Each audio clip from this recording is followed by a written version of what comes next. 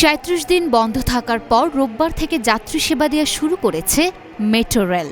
সকাল ৭টা ১০ এবং ৭টা ২০ উত্তরা উত্তর মেট্রো রেল স্টেশন থেকে দুটি ট্রেন মতিঝিলের উদ্দেশ্যে ছেড়ে যায়। গত বৃহস্পতিবার থেকে শনিবার পর্যন্ত মেট্রো রেলের ট্রায়াল হয়েছে।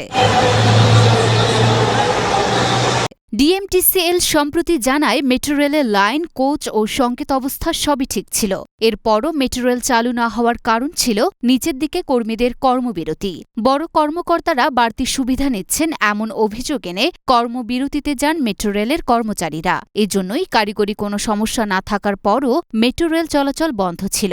পরে কর্মচারীদের সঙ্গে আলোচনার পর তাদের দাবি পূরণের বিষয়ে আশ্বাস দেওয়া হয়। মেট্রো রেলের কর্মচারীরা ২০ আগস্ট থেকে কাজে যোগ দেন।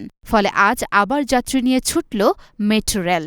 কোটা সংস্কার আন্দোলনের সময় গত ১৮ জুলাই মিরপুর ১০ নম্বর গোল চত্বরে পুলিশ বক্সে অগ্নিসংযোগ করা হয়। এতে ওই দিন বিকেল ৫টায় মেট্রো রেলের চলাচল বন্ধ করে দেয় কর্তৃপক্ষ।